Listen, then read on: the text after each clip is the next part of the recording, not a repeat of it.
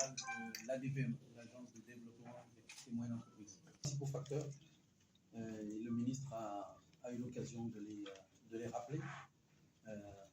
D'abord, c'est l'accès à l'énergie, à l'électricité. C'est un élément extrêmement important pour le développement des petites et moyennes entreprises. On a tendance à dire qu'il y a également le climat des affaires qui constitue des facteurs qui sont des facteurs rédhibitoires par rapport au développement des entreprises. Et enfin et surtout, il y a la question de l'accès au financement.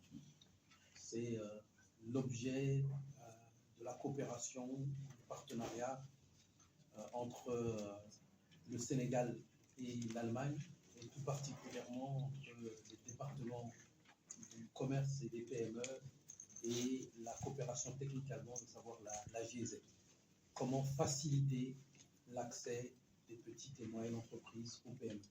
Et pour le faciliter, il faut faire en sorte que les entreprises puissent être éligibles. Je fais souvent la comparaison avec celui ou celle qui cherche épouse auprès d'une famille. C'est pas parce qu'il a un beau grand boubou bien gominé que ça vous permet de lui accorder la main de votre fille ou de votre sœur. Est-ce que la personne est sérieuse? Est-ce que oui ou non, il s'est déjà marié, il a laissé son foyer pour aller vivre dans un autre endroit, etc., etc. Je pense que tous ceux et celles qui sont présents ici ont plus ou moins connu personnellement dans leur famille ou quoi que ce soit cette démarche avant de chercher épouse.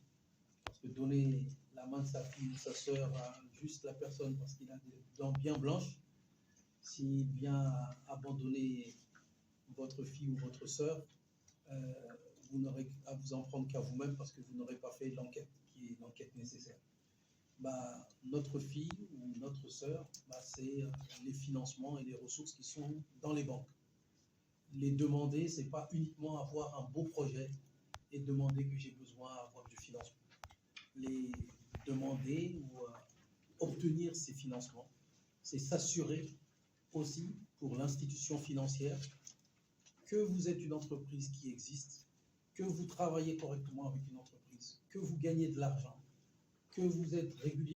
Sans entreprise, il n'y a que 3 entreprises qui ont des états financiers, c'est-à-dire qui ont leur carnet de santé. D'où est-ce que vous venez, qu'est-ce que vous faites régulièrement, comment est-ce que vous déposez vos états financiers, quelles sont vos charges, quelles sont vos recettes. La comptabilité d'une entreprise, c'est le carnet de santé de l'entreprise, c'est son histoire, c'est d'où elle vient, c'est ce qu'il fait. Donc sur 100 entreprises, vous n'avez que 3 entreprises qui sont en mesure de vous dire, moi, l'année dernière, voilà ce que j'ai fait, voilà ce que j'ai vendu, voilà ce que j'ai acheté, voilà comment je paye mes employés, voilà comment est-ce que je gère mon entreprise. 3.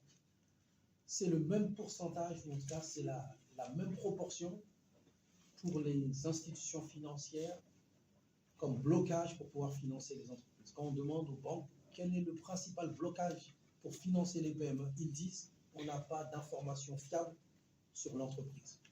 Donc le projet que nous menons avec la coopération allemande, coopération technique allemande, c'est d'aider à rendre les entreprises éligibles.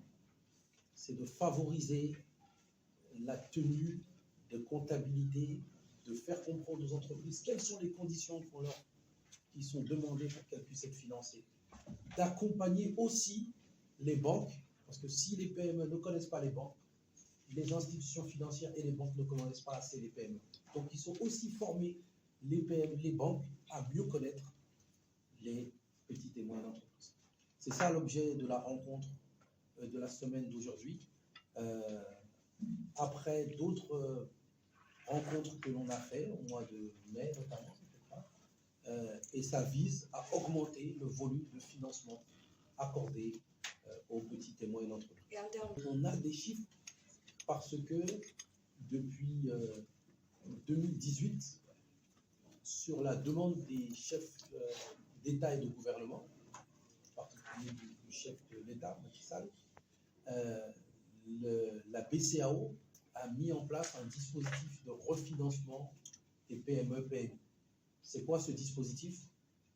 Les banques ont plus intérêt à financer des grandes entreprises parce qu'elles ont les informations. Leur intérêt à financer des petites entreprises, où l'intérêt pour elles, il est moins grand. Financer pour une banque 10 milliards, c'est plus intéressant que financer 100 fois ou 1000 fois 10 millions. Parce que c'est beaucoup de temps, c'est beaucoup d'énergie et vous ne savez pas forcément comment, vous avez un risque qui est plus important. Qu'est-ce que fait le dispositif? Il dit aux banques, si vous financez les petites et moyennes entreprises, celles qui ont un chiffre d'affaires, la condition c'est que vous financiez les entreprises qui ont moins d'1 milliard et que ces entreprises soient accompagnées par des SAE, des structures d'appui et d'encadrement. Il y a un nombre de SAE, la DPME fait partie, les chambres de commerce, les experts comptables, etc. Donc, c'est une incitation à ce financement. Et dans ce dispositif également, on mesure maintenant de manière régulière le volume de financement accordé aux petites et moyennes entreprises. Donc, dans la zone UMOA, dans le portefeuille des banques, en moyenne, c'est 14% de la part des financements qui sont accordés aux PME. Au Sénégal, c'est moins de 10%, on est à 9%. Au Maroc, par exemple, dans le portefeuille des banques, c'est à peu près 40% qui financent les PME. En France ou ailleurs, c'est plus de 50%. Donc vous voyez, les institutions financières, de manière générale, ne financent pas suffisamment les PME. Et le premier problème, c'est que on n'arrive pas à trouver les moyens d'avoir de l'information fiable. Donc c'est ça le chiffre qui est important, moins de 10%.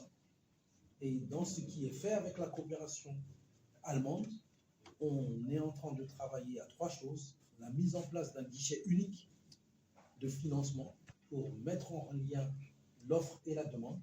Celui qui demande et celui qui offre des financements, comment est-ce qu'ils se rencontrent dans une plateforme?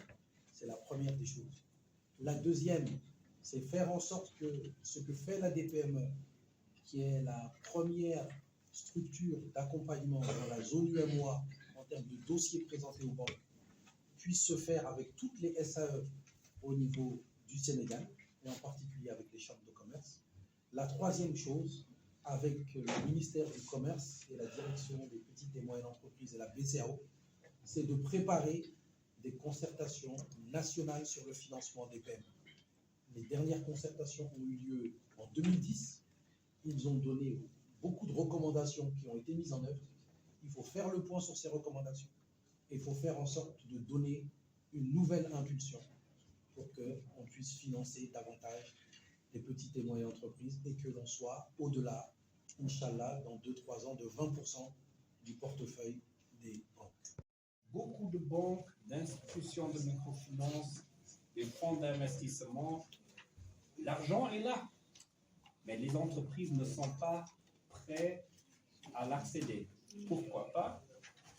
Parce que beaucoup d'entreprises au Sénégal n'ont pas des informations fiables qui donnent la confiance aux institutions financières pour dire oui, si moi je te donne l'argent, je suis sûr que ton opération marche bien et je vais récupérer l'argent. Mais le problème, ce n'est pas que les entreprises ne marchent pas bien, c'est juste que l'information n'est pas là. Les entreprises, eux, ils savent qu'ils marchent bien, que les opérations fonctionnent. Mais il faut le prouver aux banques, aux fonds d'investissement et aux autres par la comptabilité, par les états financiers et les autres. Donc notre projet ne vise pas à juste ajouter plus de financement dans le système, mais d'adresser ces questions techniques. Comment mieux accompagner les entreprises? Comment